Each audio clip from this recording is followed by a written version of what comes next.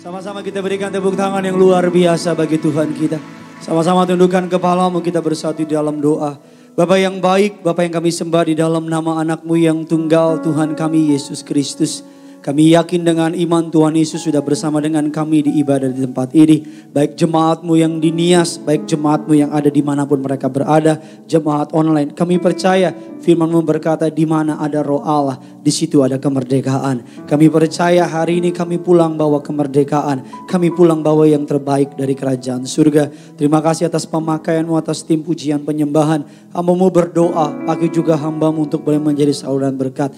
Lidah bibir perkataannya dikuasai dari surga. Kiranya melalui pelantaan hamba-Mu ini, Tuhan boleh bergerak melalui pelayanan hamba-Mu ini Tuhan. Agar setiap kata kalimat yang keluar, biar nama Yesus saja yang dipermuliakan. Hamba-Mu berdoa, meminta kepadamu, pakai di bibir hamba-Mu Tuhan. Taruh perkataan-Mu dalam perkataanku. Taruh isi hati-Mu dalam hatiku. Agar sungguh genaplah firman Tuhan. Mereka datang tidak sama waktu mereka pulang.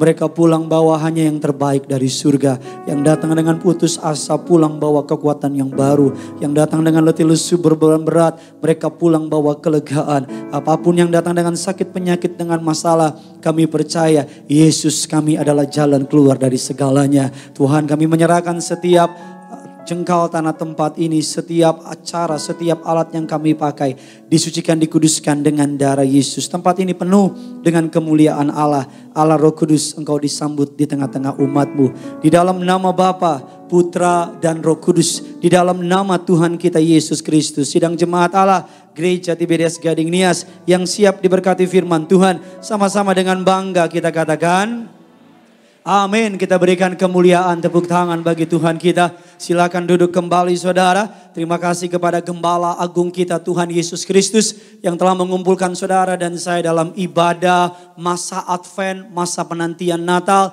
Terima kasih kepada Gembala Sidang Gereja Tiberias Indonesia, Bapak Pendeta Dr. Yesaya Pariaji bersama dengan Ibu Pendeta Darniati Pariaji. Suatu kehormatan buat saya bisa melayani di gereja yang penuh kuasa ini. Terimalah salam dari mimbar ini. Shalom Tiberias.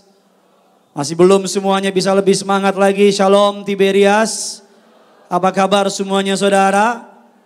Ada banyak berkat, ada banyak mukjizat, ada banyak uang saudara. Saya belum melihat tangan-tangan yang bangga punya Tuhan Yesus bisa lambaikan tangan saudara. Sekali lagi kita kasih tepuk tangan dulu yang luar biasa. Keluarkan pulpen saudara, keluarkan catatan saudara. Kita akan belajar sebuah tema yang menarik, masih di dalam rangkaian khotbah mengenai Natal. Tugas kami para pendeta mengajar saudara mengapa Natal begitu penting bagi iman orang percaya.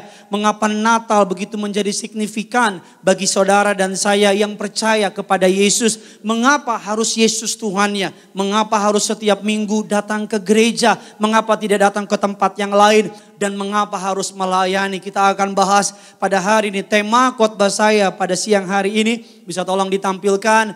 Don't miss Christ this Christmas. Jangan melewatkan Kristus di Natal ini saudara. Bukan hanya di Natal ini, tapi jangan melewatkan Kristus di Natal berikutnya. Saudara sadari tidak sadari sedang terjadi sebuah pembentukan opini bahwa Natal bukan lagi bicara mengenai Yesus. Bahwa Natal bukan lagi bicara mengenai iman kekristenan. Sedang terjadi sebuah pembentukan opini bahwa Natal adalah sebuah hari raya liburan aja gitu. Bahkan beberapa survei di lembaga survei di Amerika cukup mengejutkan. Beberapa dari mereka lebih sering mendengar kalimat Santa Claus daripada nama Yesus sendiri. Bahkan beberapa anak kecil di survei mereka lebih pengen ketemu Santa Claus daripada ketemu sama Yesus sendiri. Dunia, kebudayaan, kultur dan sebagainya sedang menarik fokus saudara dari merayakan Natal karena Yesus datang ke dunia. Sedang menarik fokus saudara bukan lagi tentang Yesus, tapi ini sekedar seasons of holiday. Padahal bahwa Yesus adalah reason for the season. Yesus adalah alasan kita merayakan Natal. Katakan amin. Kita bisa merayakan Natal karena kita tahu 2000 tahun yang lalu Yesus datang ke dunia. Itu alasan sebenarnya Yesus, saudara dan saya merayakan Natal. Kita buka dasar firman Tuhan terambil dari Injil Lukas 19 ayatnya yang ke-10.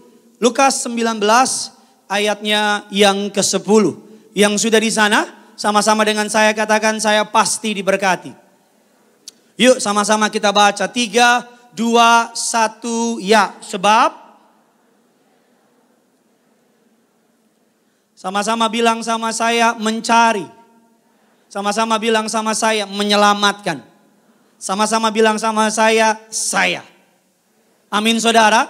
Kalau Yesus hanya datang untuk mengubah finansial saudara, Yesus gak perlu datang. Dia cukup mengutus hambanya Elisa. Karena Alkitab mencatat Elisa ada seorang janda datang kepada dia dengan utang yang begitu banyak. Kedua anaknya hendak dijual menjadi budak. Tapi dengan minyak saja saudara, gambaran dari pengurapan, minyak tersebut bisa memberikan kehidupan bagi anak-anaknya, bagi utang-utangnya. Kalau Yesus hanya sekedar datang untuk membangkitkan orang mati, Yesus gak perlu datang. Karena Elisa dan para nabi banyak membangkitkan orang mati. Kalau Yesus datang hanya untuk sekedar mengubah air menjadi anggur, Yesus gak perlu datang. Anak buahnya Musa lebih hebat dari itu. Mengubah air menjadi darah dalam sebuah tulah di tanah Mesir. Yesus harus datang ke muka bumi ini karena hanya darah Yesus yang dapat menyelamatkan saudara dan saya. Amin saudara. Hanya darah Yesus yang dapat menebus dosa saudara dan saya. That's why Alkitab menggambarkan manusia adalah sebuah makhluk atau seorang makhluk atau sebuah individu yang paling gampang kehilangan fokusnya kepada penciptanya. Yang paling gampang terhilang hubungannya sama Tuhan. That's why di Alkitab ada 3 parabel. Ada tiga perumpamaan mengenai hilang. Walaupun ceritanya berbeda, tapi tiga-tiganya mengandung arti yang sama. Yang pertama adalah domba yang hilang. Yang kedua adalah koin yang hilang. Yang ketiga anak yang hilang. Ketiganya ini menggambarkan saudara dan saya. Domba yang hilang, koin yang hilang, anak yang hilang. Ketiganya terhilang di dalam hubungannya sama Tuhan. That's why sebabnya Yesus harus datang untuk menyelamatkan saudara dan saya. Katakan amin. Alkitab katakan saudara dan saya, Yesus datang ke dunia. Tetapi di masa-masa yang lalu, ketika Yesus datang ke dunia, ada beberapa orang yang melewatkan kelahiran Kristus. Kita akan belajar beberapa orang tersebut dan kita akan masuk mengapa harus fokusnya Natal ini adalah Yesus. Tiberias, Gading, Nias dan di rumah. Saudara siap diberkati? Kita kasih tepuk tangan sekali lagi buat Tuhan kita. Tokoh yang pertama yang melewatkan Natal namanya adalah Raja Herodes. Dalam Injil Matius 2 ayatnya yang ketiga, sama-sama kita baca. Injil Matius 2 ayatnya yang ketiga. 3, 2, 1, ya. Ketika kata terkejut diterjemahkan dengan kalimat troubled, terganggu, irritated, terintimidasi. Orang Majus datang menjumpai Herodes dan berkata, di manakah raja orang Yahudi yang baru lahir itu? Padahal raja yang baru menjabat, sedang menjabat, namanya siapa? Herodes. Herodes dia dengar kabar ada raja orang Yahudi, padahal dia adalah raja orang Yahudi. Ketika orang Majus mendengar datang kepada Herodes membawa kabar ini, Herodes terkejut, terganggu. Karena Herodes adalah gambaran dari saudara dan saya. Kita mau menjadi raja atas hidup kita. Kita mau memegang kendali atas hidup kita. Kita mau memegang kontrol atas hidup kita. Kita tidak mau diatur oleh yang lain. Kita hanya cari Tuhan kalau mentok. Kita hanya ingat Tuhan kalau dokter bilang ada kanker di hidup kita. Kita hanya sungguh-sungguh cari Tuhan kalau masa sukar datang dalam hidup kita. Herodes adalah gambaran orang yang pengen pegang kendali. Sejarah mencatat setiap kali manusia berusaha memegang kendali atas hidupnya, ujung-ujungnya masalah. Setiap kali manusia mengandalkan kekuatannya, ujung-ujungnya masalah. Setiap kali manusia mengandalkan koneksinya, ujung-ujungnya masalah. Tapi setiap kali manusia mengandalkan Yesusnya, ujung-ujungnya mukjizat. Amin saudara. Ujung-ujungnya pasti mukjizat. Jangan kasih tepuk tangan PHP kayak begitu. Kalau tepuk-tepuk, kalau enggak. Kalau panas-panas, dingin-dingin lah engkau. Yesus lahir, Herodes dia merasa terganggu. Dia merasa terintimidasi. Dia merasa takut. Makanya selalu saya mau bilang, mengikuti Yesus diperlukan sebuah komitmen sepenuh hati, katakan amin. Mengikuti Yesus gak bisa 30, 60, 70 part time gak bisa. Makanya menerima Yesus, kita buka ayatnya. Dalam Kolose 2, ayatnya yang ke-6. Sama-sama kita baca. 3, 2, 1, ya. Kamu, karena itu, kalau saudara baca ayat ini secara gramatikal bahasa Indonesianya salah. Karena kamu telah menerima Kristus Yesus Tuhan kita. Karena itu hendaklah hidupmu tetap di dalam. Seharusnya kalau menerima barang itu bukan kita di dalam dia, tapi dia di dalam kita. Kalau saudara terima barang itu jadi milik saudara, maka barang itu di dalam saudara, bukan saudara di dalam dia. Ayat ini menggambarkan, berkali-kali saya ulang sekali lagi, ayat ini menggambarkan bahwa menerima Yesus berbeda dengan menerima barang. Menerima barang dibawa kendali saudara. Tapi menerima Yesus dibawa kendali saudara. Yesus, saudara dan saya dibawa kendali Yesus. Amin saudara.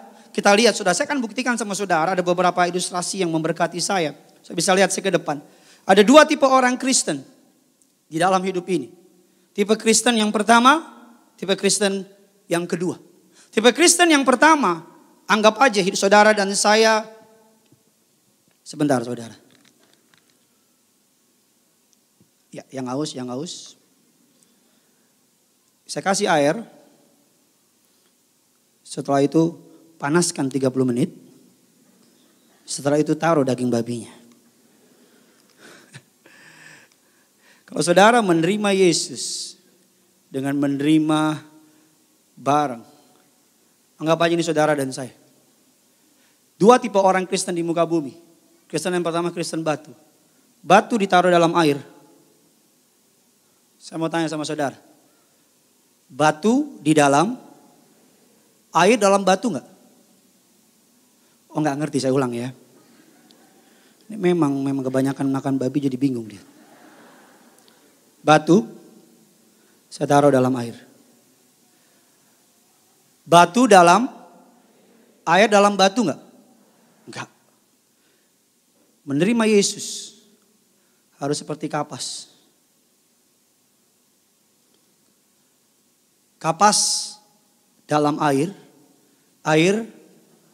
di dalam. Banyak orang Kristen menerima Yesus seperti batu.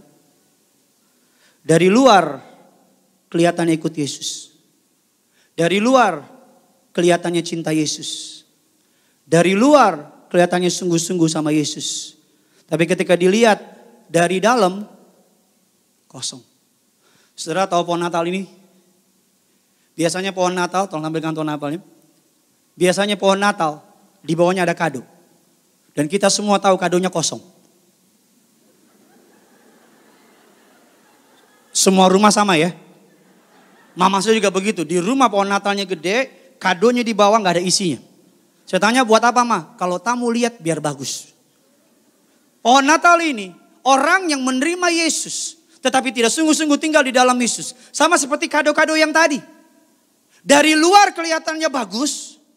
Dari luar kelihatannya cantik. Dari luar warnanya bagus. Tapi ketika dibuka, kosong. Merayakan Natal tanpa Yesus adalah sebuah kebodohan. Sama seperti yang ulang tahun Yesus. Yang kita rayakan Yesus, yang ulang tahun dia, tapi kita merayakan ulang tahun tanpa mengundang si punya ulang tahun. Halo? Saya pulang aja gimana saudara? Ini kayak bukan jemaat Nias pada umumnya nih. 25 Desember kita orang Kristen percaya bahwa itu adalah ulang tahunnya Yesus. Kita merayakan Merry Christmas karena Christ himself itu yang penting, bukan yang lain. Kita merayakan Natal, tapi kita lupa merayakan kelahiran Yesus, tapi yang ulang tahun gak kita undang. Itu akan menjadi ulang tahun yang paling aneh semuka bumi. Yang ulang tahun saya misalnya. Saudara rayakan ulang tahun saya. Tapi saya nggak diundang. Ulang tahun siapa itu? Halo? Atau saudara ulang tahun saya diundang sama saudara. Tapi sampai di undangan rumah ulang tahun yang acaranya katanya soal saya. Katanya tentang saya. Tapi sampai di ulang tahun saya dicuekin. Saya nggak diajak ngomong. Atau ulang tahun saya hadir. Tapi bukan tentang saya. Tapi tentang orang-orang di luar situ. Banyak orang merayakan Natal. Mengakunya nama Yesus, untuk Yesus. Tetapi yang dia rayakan. Semuanya tentang dia.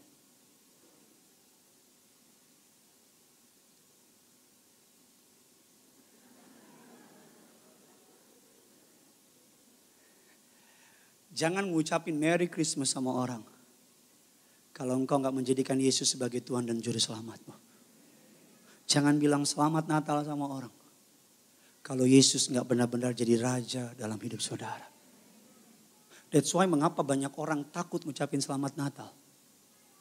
Karena di dalam itu ada sebuah pengakuan yang dalam. Ketika saudara dan saya berkata Merry Christmas. Engkau sedang bilang sama orang tersebut bahwa saya percaya kelahiran Yesus. Dan Yesus itu adalah Tuhan dan Juru Selamatku. Amin saudara. Dia raja dalam hidupku. Saudara cari di Alkitab. Kalau ada saya ajak makan. Di warteg terdekat. Ayat tentang pohon Natal. Saudara cari di Alkitab. Ayat tentang Santa Claus. Maka Allah berkata kepada Santa Claus. Ho ho ho ho. Gak ada. Bukan berarti gak boleh pasang pohon Natal. Silakan, jangan besok-besok tiba-tiba jemaat Gading membuang pohon Natal. Akibat pengajaran pendeta sesat. Saya juga pasang pohon Natal di rumah. Tapi ada banyak orang. Natal. Ayo kumpul Natal, ayo makan Natal, ayo jalan-jalan, ayo tukar kado. Tapi Yesusnya ketinggalan. Yang paling penting dilupakan. Amin saudara. Tokoh yang kedua, kita lihat lagi firman Tuhan. Tokoh yang kedua namanya pemilik penginapan. Pemilik penginapan, bisnis sedang bagus. Tamu lagi banyak karena Kaisar Agustus mengeluarkan sebuah perintah untuk melakukan survei. Semua orang harus kembali ke tempat asalnya. Jadi Maria, Yusuf kembali ke tempat asalnya. Pada masa itu belum ada PPKM level 2, level 3 dan level 4. Jadi mereka kembali ke asalnya di Bethlehem. Sampai di Bethlehem karena lagi high season. Karena lagi tingkat okupansi lagi tinggi. Owner, pemilik dari penginapan itu bahagia. Karena penuh, banyak customer, banyak orang lain. Bisnis sedang bagus, ekonomi sedang bagus, klien sedang banyak. Saking mereka sibuk sama usahanya. Saking mereka sibuk sama bisnisnya. Ketika pemilik hidupnya datang. Namanya Yesus. Pemilik penginapan melewatkan Yesus. Selalu saya bilang sama saudara. Iblis gak akan menyerang ketika engkau kuat dan sehat. Iblis akan lihat saudara. Di gereja dia gak akan serang saudara. Dia akan bilang kalau dia gak bisa halangi saudara ke gereja. Dia akan halangi engkau untuk menyembah. Kalau dia gak bisa halangi saudara menyembah. Dia akan halangi engkau untuk berdoa di malam hari. Miskin cobaan. Kaya juga cobaan. Iblis akan bikin saudara sibuk. Dia akan kasih tokomu banyak pembeli. Dia akan kasih usahamu rame. Dia akan kasih pekerjaanmu, jabatanmu naik. Dia akan bikin engkau sibuk sama pekerjaanmu. Sampai saking sibuknya engkau burn out. Gak punya waktu untuk doa. Gak punya waktu untuk cari Tuhan. Ketika engkau capek, ketika engkau lelah. Bam! Biar yang di lantai 2 tidur dia bangun langsung. Ketika engkau capek, iblis punya strategi. Dia tahu sekarang engkau lagi kuat, dia biarin. Dia bikin kau sibuk. Kerjaan lagi banyak. Bukankah itu yang sedang terjadi di sekitar kita? Natal kita sibuk kejar target. Natal kita sibuk kejar A, B, C, D. Kita sibuk hiasin pohon Natal. Kita sibuk tukar kado dan sebagainya. Sampai-sampai kita gak punya waktu. Di rally Natal ini saya pelayanan dari Senin sampai Sabtu. Besok pergi ke Medan. KKR. Kembali hari Kamis pimpin di Citagaren. Jumat ada pelayanan. Sabtu di Boston. Terus pelayanan. Tapi mama saya selalu bilang sama saya. Jangan sampai sibuk melayani pekerjaan Tuhan. Tapi Tuhan yang gak dilayani. Amin. Jangan sampai sibuk melayani Tuhan. Tapi hubunganmu sama Tuhan berantakan. Kemarin saya pimpin Natal di BCP. Ibadah jam 7. Jam 3 udah penuh jemaat. Jam 5 udah gak muat lagi. Izin sama gembala jam 6 kita mulai. Pada ibadah jam 7. Jam setengah 7 udah khotbah. Lagi khotbah ada surat. Pak, jemaat di depan penuh banget. Bagaimana Pak? Saya bilang tanya kepada Yesus. Pulang dari BCP jam 1. Rame banget kan kalau Natal begitu. Ya kan? Ini Natal nih pasti gak muat Nias. Di BCP 2000 waktu belum pandemi penuh. Di Mega Bekasi kapasitas 3000 sampai 4000 penuh. Sampai pengerja bilang, Pak banyak jemaat muka-muka baru. Saya bilang bukan muka baru muncul dia. Natal penuh tapi nanti lihat Minggu. Hari Natal 4000, hari Minggu 1000 juga gak nyampe. Pasca Jumat Agung datang. Tapi Paskanya gak datang. Itu cuman mati tapi gak bangkit.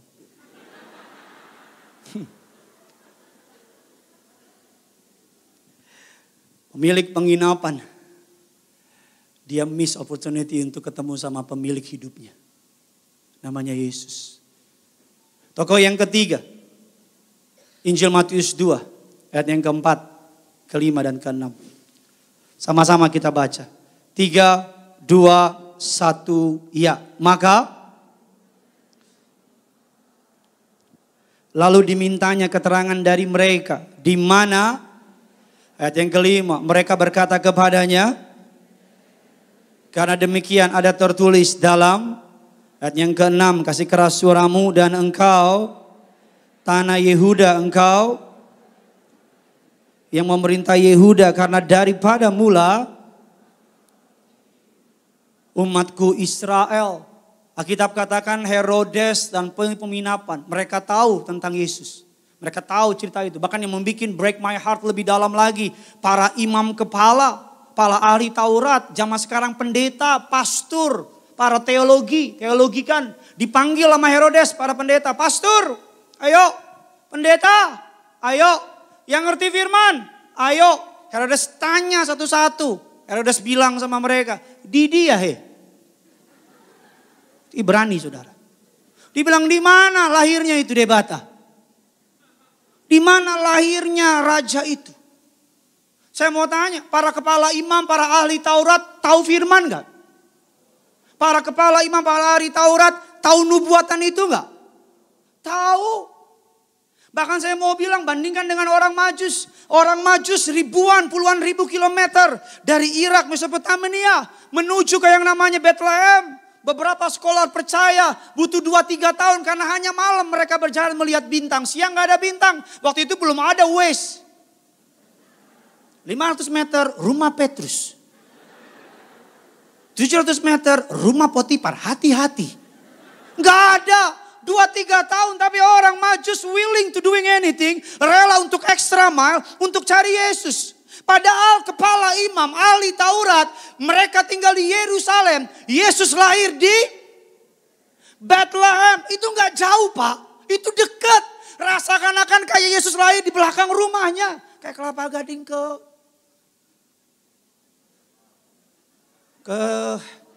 hatimu. Saya nggak tahu lah, pokoknya setengah jam. Deket. Mereka tahu Yesus akan lahir. Mereka tahu nubuatannya. Minimal gini. Kepo gitu. Dia datang deh, coba cek siapa tahu bener. Mereka lihat gak?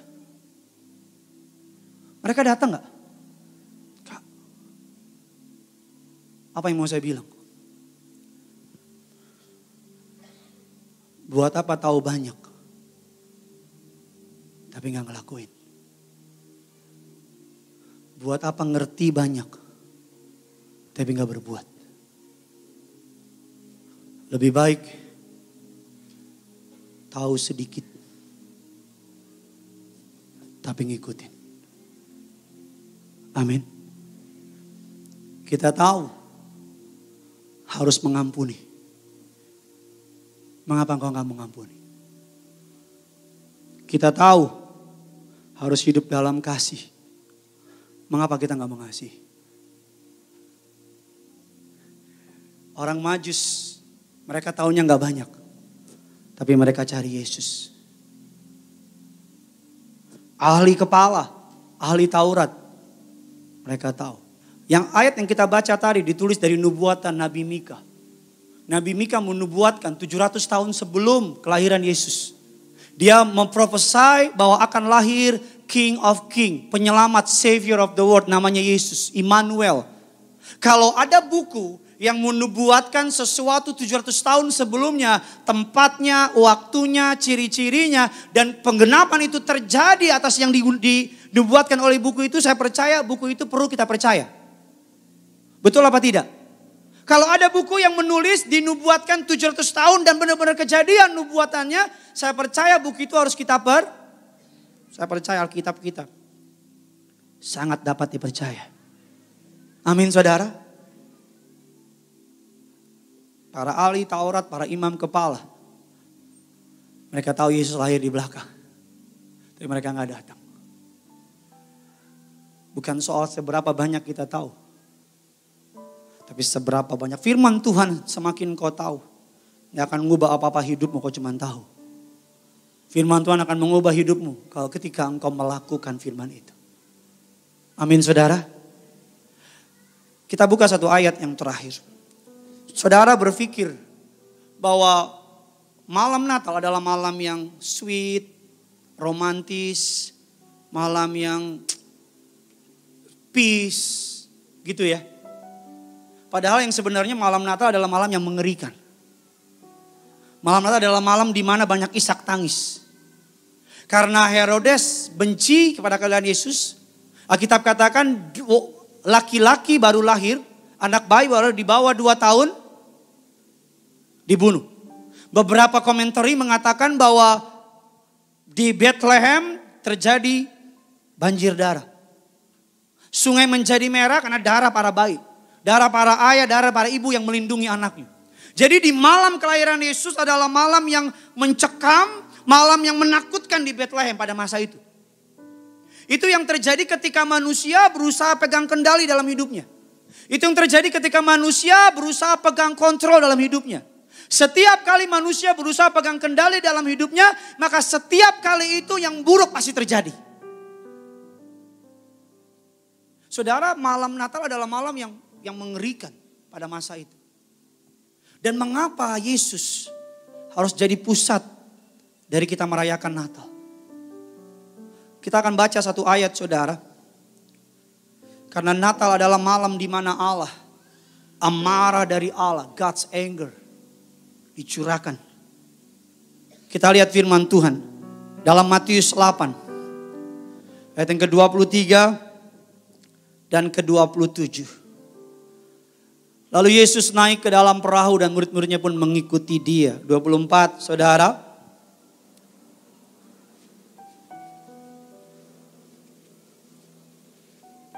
Maka datanglah murid-muridnya membangunkan dia. Katanya, Tuhan tolonglah kita. Ayat 26 ia berkata. Lalu bangunlah Yesus. Maka danau itu pun menjadi. Ayat 28 dan heranlah orang-orang itu katanya. Sehingga angin dan danau pun taat. Saudara sering dengar ayat ini. Alkitab katakan Yesus sedang jalan-jalan sama murid-muridnya. Di tengah-tengah perjalanan bersama dengan murid-muridnya Yesus tertidur. Alkitab katakan datang angin topan badai. Melanda kapal itu. Alkitab setiap kali menyebut angin topan badai itu berbicara mengenai amarahnya Tuhan. Bicara mengenai masalah badai kehidupan dan sebagainya. Yesus muridnya 12 rasul, gambaran dari suku Israel. Gambaran dari Israel, saudara dan saya adalah Israel rohani.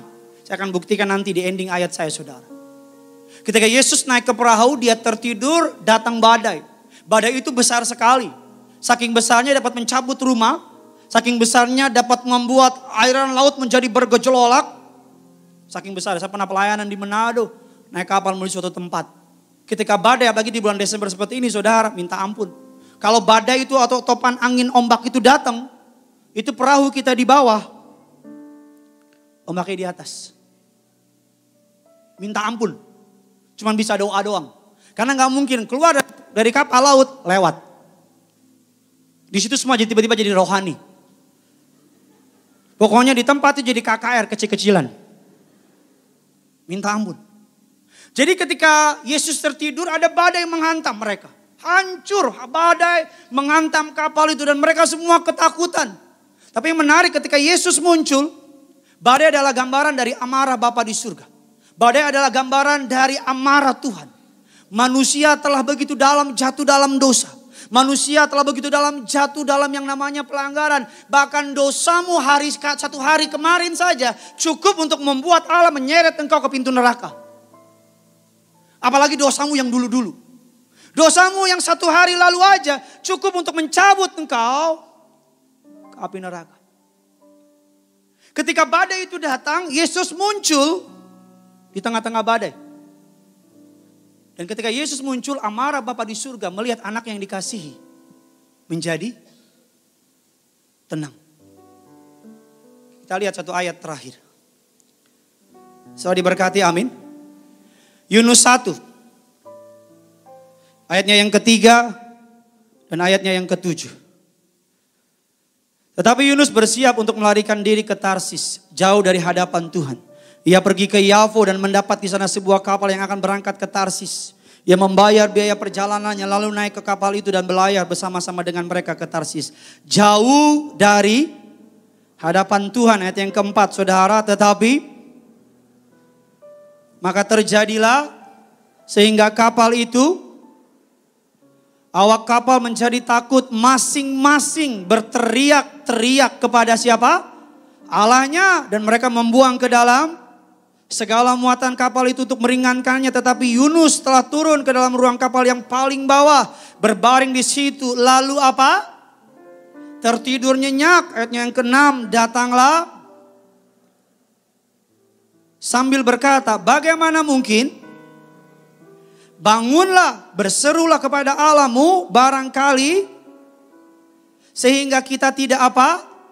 Binasa. Lalu berkatalah mereka satu sama dengan yang lain, marilah kita buang undi supaya kita mengetahui karena siapa kita ditimpa oleh malapetaka ini. Mereka membuang undi dan Yunuslah yang kena. Ayat yang ke-8 sama-sama kita baca sahutnya. Ayat yang ke-12 sahutnya kepada mereka, campakkan aku ke dalam laut maka laut akan menjadi reda, dan sebab aku tahu bahwa karena akulah badai besar ini. Ayat 15 kita baca ayat terakhir. 1, 2, 3. Kemudian lalu mencampakkannya ke dalam laut. Lalu sama-sama bilang sama saya, laut berhenti mengamuk. Yunus adalah tipologi dari gambaran Yesus di perjanjian lama. Yunus masuk ke perut ikan 3 hari. Beberapa teolog sepakat dia bukan hidup tapi mati. Ketika dia dilumbuntakan oleh ikan besar itu, Allah berkata kum, berasal dari kalimat talita kum, artinya bangkitlah, hiduplah. Yunus adalah gambaran dari Yesus di perjanjian lama. Ketika ada badai, badai adalah gambaran the anger of God, amarahnya Tuhan. Ketika Yunus dilempar ke dalam laut, detik itu juga laut menjadi apa? Tenang. Ketika ada badai, ketika Yesus muncul, laut menjadi tenang. Apa maksudnya? Apapun masalah hidup saudara, apapun badai kehidupan saudara, apapun tantangan yang saudara hadapi, tampilkan Yesus. Maka masalahmu pasti reda. Maka badai kehidupanmu pasti dikalahkan. Maka tantanganmu akan berubah jadi kemenangan. That's why Natal ini it's all about Jesus. Natal tahun depan, semua tentang Yesus. That's why mengapa gereja Tiberias sangat menghormati, sangat menghayati darah Yesus. Karena kita percaya ketika kita mengangkat darah Yesus, segala yang jahat tidak berkuasa sama kita. Karena ketika kita mengangkat darah Yesus 2022 kita nggak perlu takut. Karena darahnya masih berkuasa sampai selama-lamanya. Amin saudara. Kita nggak perlu takut apapun ancaman di depan. Karena darah Yesus. Ketika engkau mengangkat darah Yesus, engkau sedang mengangkat bukti kwitansi lunas. Paid. Dibayar lunas. Beberapa waktu lalu di baptisan. Ada satu rombongan gereja, bukan gereja Tiberias, datang dibaptis. Saya pernah cerita sama saudara. Sampai di kota asalnya dimarahin. Kenapa kamu ke gereja lain? Kan gereja kita begini. Sampailah tingkat penyidikannya sampai di gembala sidang mereka, ketua sinode. Ini ibu cuma telepon, Pak tolong doain. Kita dimarahin karena terima perjamuan, karena terima minyak, karena terima baptisan. Saudara mau tahu apa yang menarik? Ketika gembalanya datang, gembala cuma bilang begini, kamu ngapain ke Tiberias? Oh saya dibaptis di Tiberias. Oh, kamu ngapain lagi di Tiberias? Saya terima perjamuan, terima minyak urapan. Oh, saya tolak dosa, tolak tipu. Sama dong dengan saya. Saya kalau perjamuan ambilnya di Tiberias. Karena di Tiberias mereka menghayati darah Yesus lebih dari yang lain. Mereka benar-benar percaya darah Yesus. Saya baru tahu kapan? Kemarin Natal di SCBD. Orangnya cerita. Saya bilang jadi ketua saudara enggak marah bu? Enggak. Malah dia bilang nanti kalau you ambil di Tiberias bawa banyakan ya buat saya. Jangan takut sama masa depan. Tiap kali ada masalah, tampilkan Yesus. Setiap kali ada penyakit, tampilkan Yesus. Setiap kali ada tantangan, tampilkan Yesus. Maka badaimu pasti reda. Maka masalahmu pasti reda. Kemenanganmu disediakan buat Tuhan. Kasih kemuliaan, tepuk tangan buat Tuhan kita. Sama-sama kita bangkit berdiri, kita datang sama Tuhan.